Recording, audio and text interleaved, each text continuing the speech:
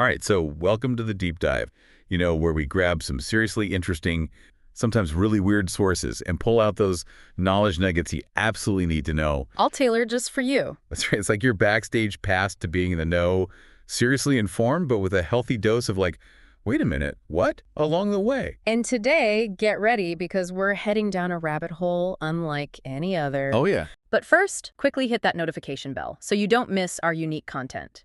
Your tool against the same old content the algorithm loves to push on you. Please do. You've sent us toward the work of Dr. Eugene M. McCarthy. This is going to be good. A PhD geneticist, and his perspective on human origins is incredibly detailed and, well, I'd even venture to say revolutionary. Revolutionary doesn't even begin to describe it. Now, we got to be upfront here.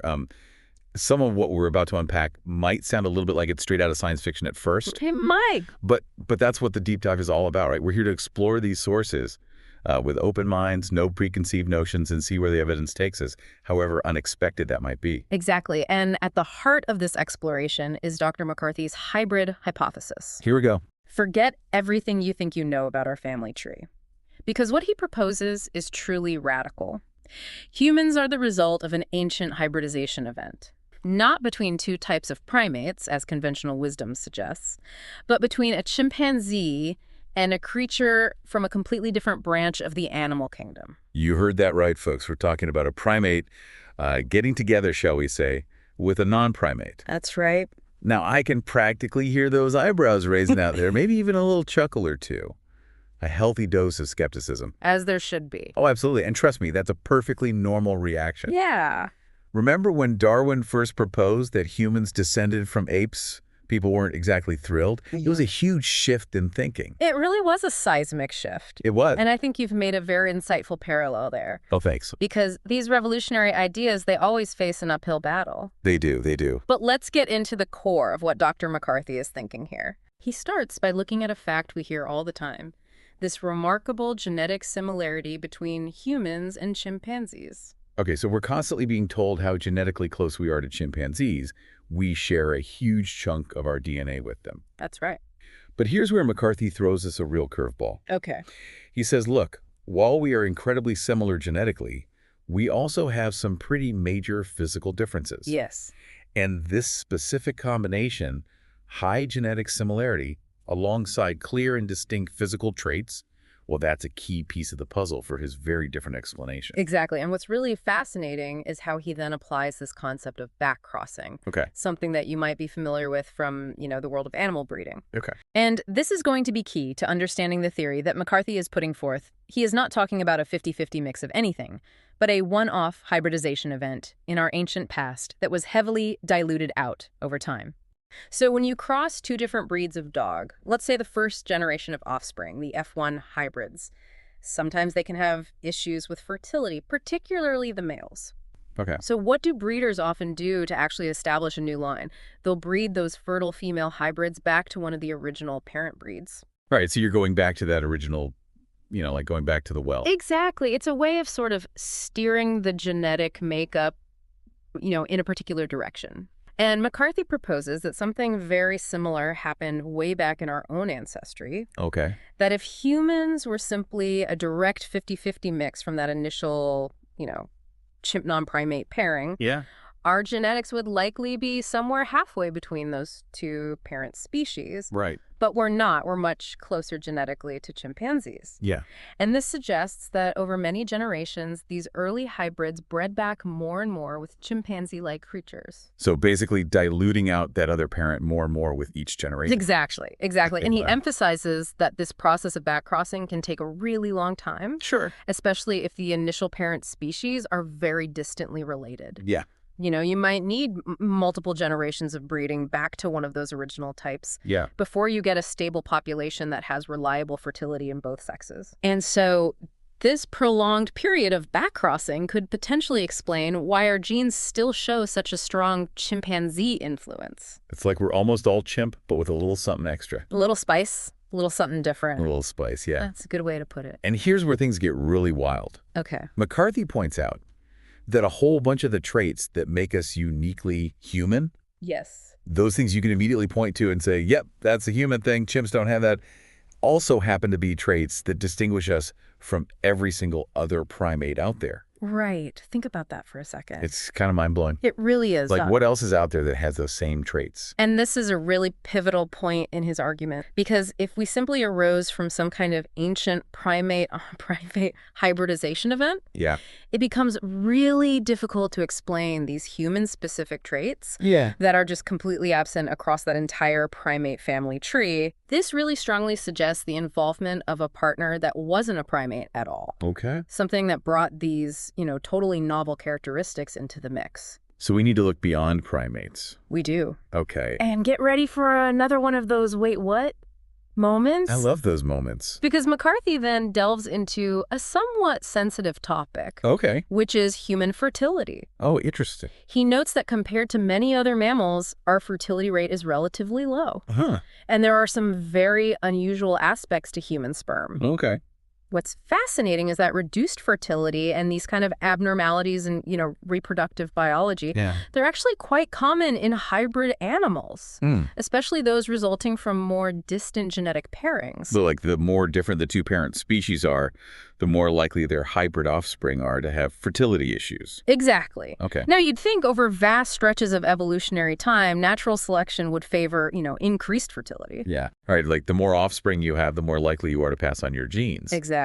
So it seems counterintuitive that we wouldn't be super fertile. It does. And so the fact that we still see these relative limitations in human reproduction could be a lingering signature of this hybrid origin, particularly if that initial cross was between, very different creatures, Yeah. which would likely lead to, very significant initial fertility challenges. So we're talking about hundreds of thousands, if not millions of years for evolution to work its magic and potentially, really optimize our fertility. Yeah, But we still see these quirks. we do. So maybe that points back to a very infertile hybrid starting point. That's his thinking. Okay, I'm following you. A very distant cross would likely result in some really severe reproductive mismatches. That makes sense. So then this leads to the ultimate question. The big one.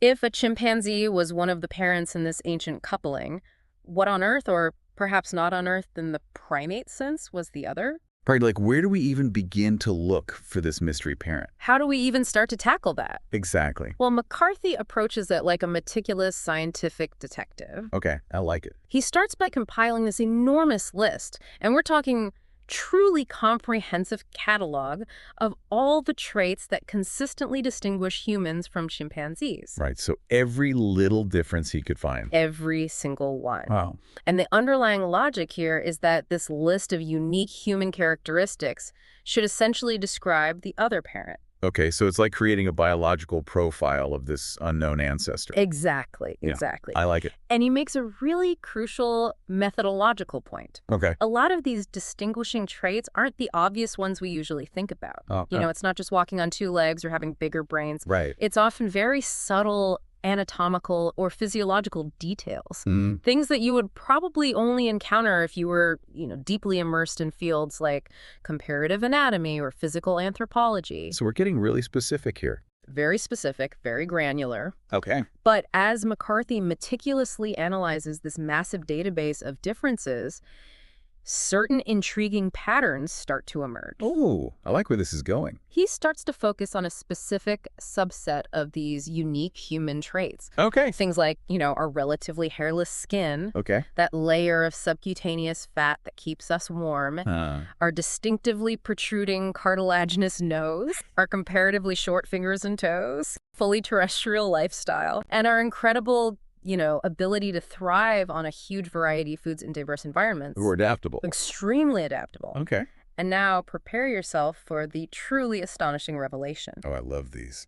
This is where McCarthy's detective work leads him to a really unexpected suspect. Okay, lay it on me. He argues that when you carefully examine these initial traits and then delve into his complete and incredibly detailed list of human traits not seen in other primates, and this list is extensive, it covers everything from the microscopic structure of our skin to the specific shapes of our bones, and even some rather surprising aspects of our behavior and physiology.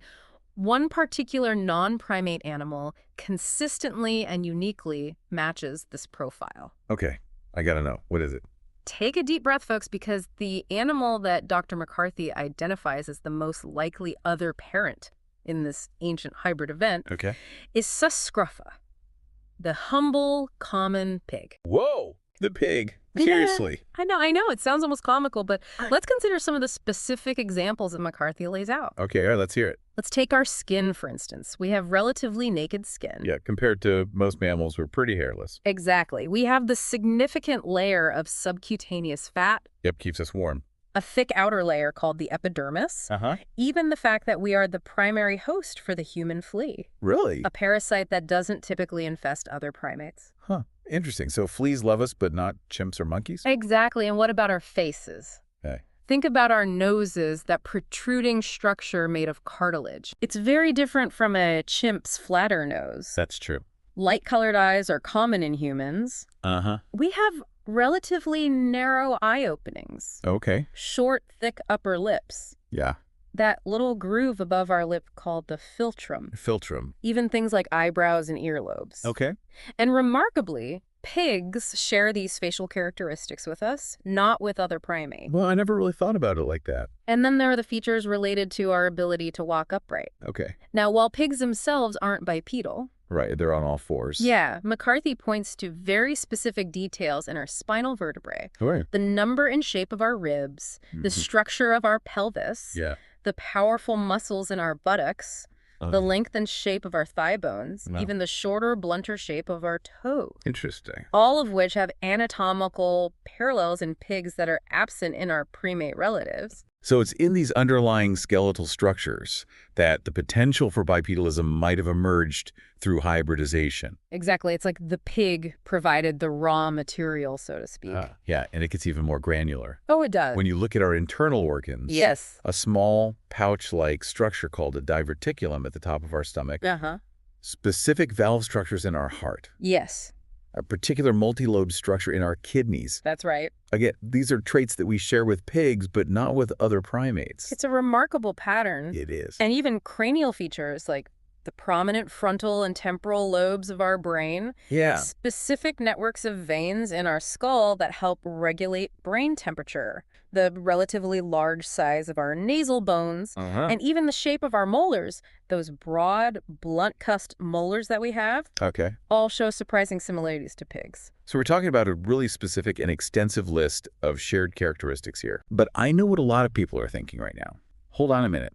Pigs don't have these massive brains that we do, and they certainly don't stroll around on two legs. Right, this seemed like pretty big holes in the argument. They do. And McCarthy directly confronts these seemingly insurmountable contradictions. Okay, how? He introduces this concept of synergistic or heterotic effects. Think of it like this. Sometimes when you combine the genetic material from two different organisms, Yeah. the resulting hybrid can possess traits that weren't fully present in either parent individually. It's like the whole being greater than the sum of its parts. Exactly, like mixing paint. Okay. You combine blue and yellow and you get green. Yeah. A completely new color that wasn't in either of your starting paints. Right, right. And McCarthy suggests that our large brain size and our bipedalism might be these emergent properties that arose from this ancient genetic combination of a chimpanzee and a pig. So it's not that the pig had a big brain or walked upright, but that those traits emerged from the unique mixing of those two sets of genes. Exactly. Okay, I'm with you. The initial sort of missing links don't necessarily invalidate the remarkable number of shared, more fundamental traits. Right, it's about looking at the bigger picture. It is. Okay. Now, the next major hurdle, and it's a big one that I know is on everyone's mind, is just the sheer plausibility of such an incredibly distant cross. I mean, a chimpanzee and a pig, Yeah. biologically speaking, that sounds pretty improbable to most people. It does, and McCarthy fully acknowledges the skepticism. Good. But he reminds us that our current understanding of the intricate mechanisms of hybridization at the molecular level is still surprisingly limited. Right, we don't know everything about how genes work and interact. We really don't. Okay. And he points to examples in the fish world where interordinal crosses, meaning successful hybridization between animals belonging to completely different biological orders, have actually been documented. Wow, really? They have. So his argument is that to simply dismiss the possibility of interordinal mammalian crosses out of hand is really a premature judgment based on our current incomplete knowledge rather than some absolute biological impossibility. So we shouldn't just rule it out because it sounds strange. Pretty sure. Okay, I like that open-mindedness. It's about looking at the evidence. Yeah. As he powerfully argues, if humans are the product of such a cross, Yeah. then by definition, such crosses are possible. Right. The proof would be in our very existence. Precisely. We can't simply declare it impossible before even thoroughly considering the evidence. So this whole idea ties into Dr. McCarthy's broader stabilization theory. It does. And this isn't just a quirky idea about where humans came from. No, it's not. It's actually a whole new way of thinking about how new forms of life might arise throughout the entire history of evolution. It is. Okay, tell me more about stabilization theory. What's truly revolutionary about stabilization theory is that it proposes hybridization as a significant and often overlooked driving force in the origin of new species across the board. Not just in the case of humans. Not just humans. Okay. He suggests that new stable forms of life often appear relatively rapidly. So not that slow, gradual Darwinian evolution we usually hear about. Right. It's not just the slow accumulation of tiny changes over millions of years. Okay. He's suggesting that these new forms often appear rapidly through these stabilization processes that follow hybridization events. Interesting. So hybridization kind of shakes things up and then things settle into a new stable form. Exactly. Okay. And this work has actually gotten some serious attention within the scientific community. It has. It has. McCarthy mentions a peer review of his ideas that praised it as potentially revolutionary. And even prominent evolutionary biologists like John Avias have stated that if McCarthy's views are correct, it would necessitate some pretty fundamental revisions in how we understand the entire tree of life and the role that hybridization plays in shaping biodiversity. That's a pretty big deal. It is a huge deal. Okay, so what else does stabilization theory say? Well, it posits that the punctuated equilibrium we often observe in the fossil record. So those long periods of relative stability in species, followed by the sudden appearance of new forms. Exactly. Okay. He says that this actually aligns more closely with this idea of rapid stabilization after hybridization than with the traditional Darwinian model of gradual incremental change. So rather than slow and steady, it's more like, boom, something new appears. Exactly. Punctuated. Oh. McCarthy even points to examples of known stabilization processes, such as asexual reproduction in hybrid lizard species, Okay. where a new and stable lineage arises pretty quickly after a hybridization event. So hybridization can lead to some pretty unexpected outcomes. Absolutely. Okay, so we've talked about the anatomical similarities between humans and pigs and this broader stabilization theory. But what other lines of evidence does McCarthy bring forward to support his, really unconventional hybrid hypothesis? Well, he highlights this rather peculiar suitability of pig tissues and organs for use in human medical treatments. Okay. Think about it. Pig heart valves are routinely used in human heart surgery. Yeah. Pig skin grafts are used to treat burn victims. Mm-hmm. And there's even ongoing research into the possibility of transplanting entire pig organs into humans. Wow. So the question he poses is, why are pigs so surprisingly compatible with us in this way? Yeah, more so than other mammals that are, from a traditional evolutionary standpoint, considered much more closely related to us. Exactly. It makes you wonder if there's some deeper underlying physiological compatibility at play. It really does. Okay. He also addresses the issue of chromosome count differences between pigs and chimpanzees. All right, because I was thinking about that. Wouldn't that be a major barrier to successful hybridization? You would think so. While it's often assumed that significant differences in chromosome number would prevent the formation of fertile hybrids, Yeah. McCarthy provides compelling examples of successful hybridization between species with different chromosome numbers. Like what? Like the fertile jeeps that result from sheep-goat crosses. Geeps, sheep-goat hybrids. Yeah. And the Z-donks, born from zebras and donkeys. So those are real things. They are, and these examples demonstrate that such differences don't always create an insurmountable barrier to successful interbreeding and the potential for fertile offspring. So chromosome count isn't the be-all and end-all of hybridization?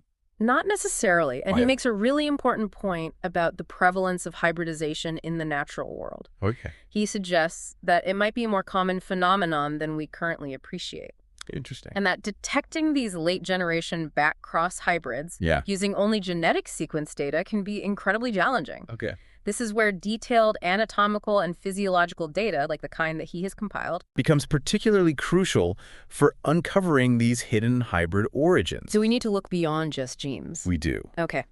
And let's not forget those persistent peculiarities of human sperm, Right, we talked about that earlier. which, share characteristics with the sperm of known hybrid animals. Mm-hmm. This ongoing reproductive quirk, despite millions of years of potential evolutionary refinement, could be another subtle echo of our hybrid ancestry. It's like a little clue left over from the distant past. A little whisper from our ancestors. Yeah, I like that. Throughout his extensive work, Dr. McCarthy is very careful to emphasize that he's presenting a hypothesis, Okay. a well-reasoned and thoroughly researched alternative explanation, Right. Not a proven fact. not a proven fact. Got it. However, he does raise some very thought-provoking questions Okay. about why the traditional human-ape ancestry narrative has become so firmly entrenched. Yeah, like why is that the dominant theory? Exactly. Yeah. He suggests that it might be partly due to a lack of other comprehensive and compelling theories being seriously considered. So maybe we just need to be more open to alternative explanations. Maybe. Okay. He also challenges the very way that we think about distance or similarity between species. Okay. Pointing out this inherent subjectivity in our taxonomic classifications. Right, like those categories we used to organize life, kingdom, phylum, class, all that. Exactly, the Linnaean system. Yeah. It's a human construct. It's a useful tool, Yeah. but not necessarily an infallible reflection of true evolutionary relationships. Yeah. Especially when we consider, the potential for hybridization to really blur those lines. So maybe our neat and tidy categories aren't telling the whole story. Maybe not. Interesting. And in a truly unexpected twist, he even considers the behavioral and reproductive compatibility between pigs and chimpanzees. Wait, what? How does that even work? I know, it seems like an odd pairing. It does. But he suggests that, interspecies mating does occur in the animal kingdom, sometimes between quite dissimilar creatures, Sure. and that the basic biological mechanisms for reproduction might not be as incompatible as we might initially assume. So there might be ways for those two species to, get together, even though they seem so different. That's what he's proposing. Okay, I'm trying to keep an open mind here. I understand. It is a lot to take in. It is. But ultimately, Dr. McCarthy argues that the standard evolutionary model faces challenges in fully explaining the persistent subfertility observed in humans. Right, that we're not as fertile as we might expect to be given our evolutionary history. Exactly. And he also argues that that remarkably specific pattern of shared traits between humans and pigs, traits that uniquely distinguish us from chimpanzees, is very difficult to account for through the traditional mechanisms of natural selection acting on a single lineage. So he's saying that natural selection alone can't really explain those shared traits. It struggles to... He proposes that a single, albeit unusual, hybridization event in the distant past, followed by extensive backcrossing with chimpanzee-like ancestors, offers a more unified and compelling explanation for these otherwise puzzling observations. Wow, wow. The idea that a pig might have played a significant role in our incredibly complex ancestry, it's a lot to process. It really is. It's the kind of idea that makes you rethink everything you thought you knew about human evolution. Absolutely. And as Dr. McCarthy himself stresses, the purpose of this deep dive into his hybrid hypothesis isn't to definitively prove anything. Okay. It's about opening our minds to a fascinating and meticulously researched alternative perspective. Right, considering a different point of view. Exactly. Okay. One that dares to challenge our long-held assumptions about human origins and the very nature of evolution itself. And that's what makes science so captivating. The willingness to question, to explore, to be open to new possibilities, even if they seem strange at first. Precisely. It's a reminder that our current understanding of the world is always evolving. So this leaves us with a really big question for you, our listeners. Are our current understandings of human origins and the processes of evolution as complete and settled as we might sometimes believe?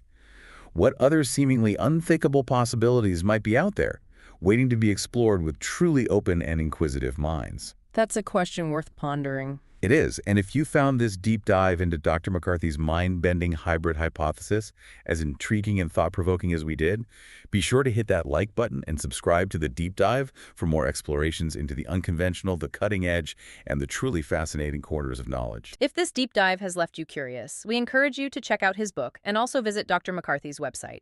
There are many more examples of hybrids. Some are quite graphic, given the non-viability of some of the hybrids. Go to macroevolution.net. Thanks for diving deep with us. See you next time.